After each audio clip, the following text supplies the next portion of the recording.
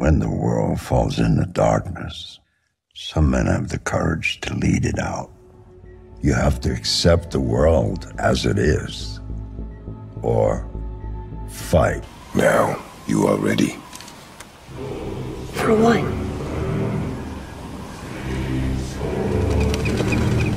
A new beginning. Now, I'm a drifter, a bounty hunter, a mercenary. And for me, the broken road is all that's left. But I'll always remember. Probably for the best.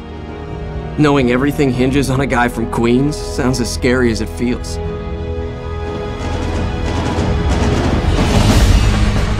No pressure, right? That's right, Spidey. No pressure whatsoever. Anyways, welcome back, Julie and all you spectacular Spidey fans, to another Spider-Man PS4 related video. Now, this is actually a really important video because we are going to be discussing about the future of Spider-Man in the form of gaming. And as you already know, Activision were the previous owners of the Spider-Man gaming rights, where they made all those previous Spider-Man games. Some were good, some were bad, and now we have Sony officially owning 100% of the property for their own company, which is why Spider-Man PS4 is exclusive to PS4. But now, since we are officially in the year of 2018, we are starting to get really awesome AAA games from Sony that are going to come on the PlayStation 4, which are extremely intriguing and very exciting for a lot of PS4 fans, and I know I'm one of them. And of course, the games that you saw in the intro of the video, like Detroit Become Human, God of War, Days Gone, and Spider-Man, are just some of the really exciting PlayStation exclusives that we can expect this year. And that also goes for what Sony is planning for us gamers in the future of PlayStation, such as Last of Us Part 2 and Ghost of Tsushima. But out of all these games, we are specifically referring to Marvel's Spider-Man, which is definitely going to have an extremely bright future on the PlayStation consoles. And that's mainly due to a really interesting article that Push Square published on their website, which I will leave in the description below so you can read it for yourselves. But basically, it says Sony is doubling down on PlayStation exclusives and corporate reshuffle,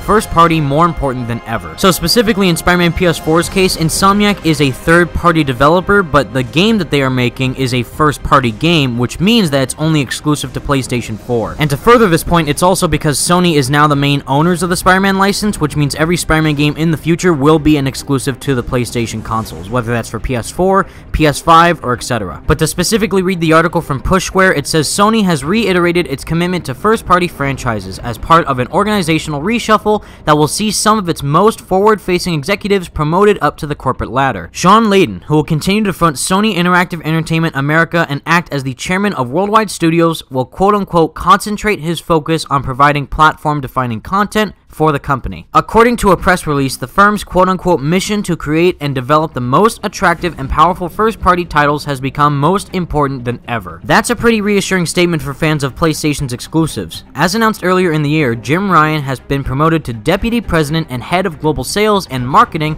meaning that the company's various regions will all report directly to him. While fans have been critical of some of Ryan's comments in the past, it's perhaps worth remembering that he's led PlayStation Europe to its strongest position in over a decade.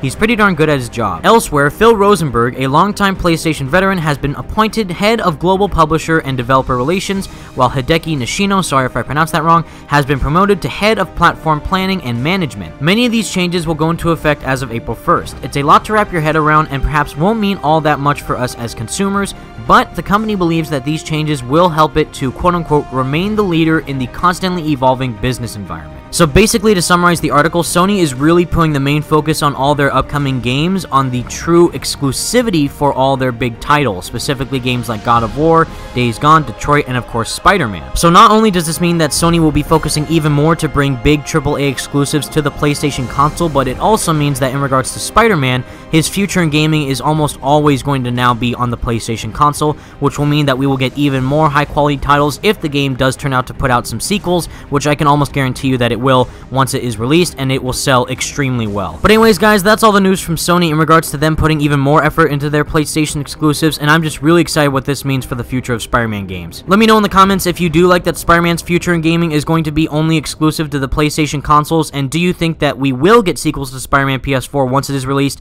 Because I do think that we will. Anyways, guys, thank you so much for watching. Stay spectacular, Spidey fans. Peace out.